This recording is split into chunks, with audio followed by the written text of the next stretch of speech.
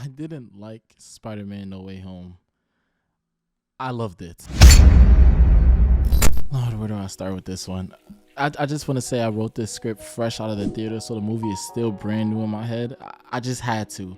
I was going to wait to make a video about the movie a little bit later down the line, you know, when everybody's seen it, but I just couldn't wait. Like, I couldn't wait. Don't worry, this is a spoiler-free zone. I'll make another video down the line going into more detail about the movie. As for now, this is my spoiler-free love letter.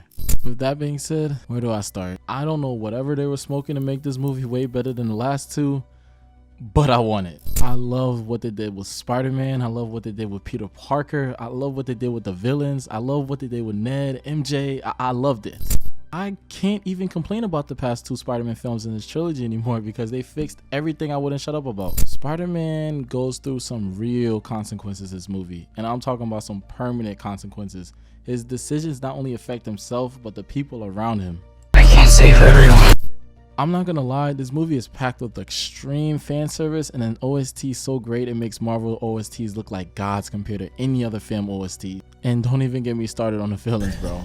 Yeah, there were some villains who outshined more than others, but it didn't mean that they didn't get shined entirely. And the suspense all through the movie felt like a roller coaster that gave you a heart attack every second of the way. You're probably wondering, well, where's your negatives at? Do I got any? Of course.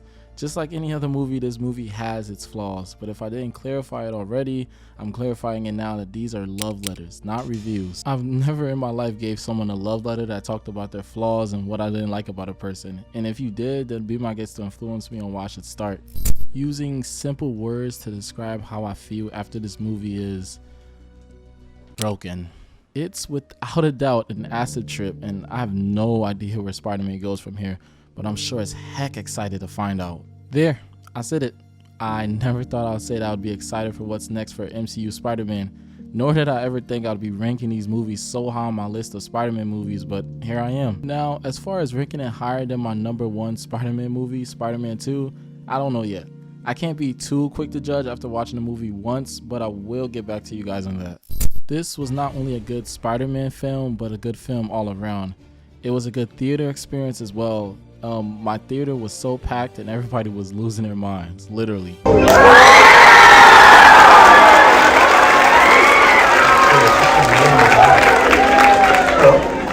That also is one of the reasons I'm going to watch it again, because my theater, including myself, was losing our minds every second of the film that I didn't get to hear certain parts that I wanted to hear, which is okay.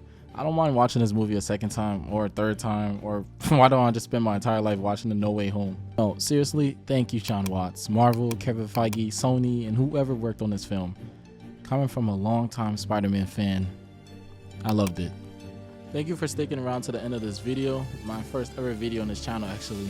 Like I reiterated earlier in this video, this is a love letter to any form of media, whether it be the character itself or the entire series. Please like and comment giving me some feedback on what I could do better. The sound quality will get better in these videos, just bear with me here. I'm still working on getting more equipment to improve my sound and all whatnot.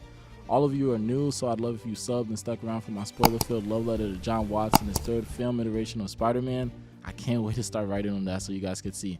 I love you all and have a blessed Christmas.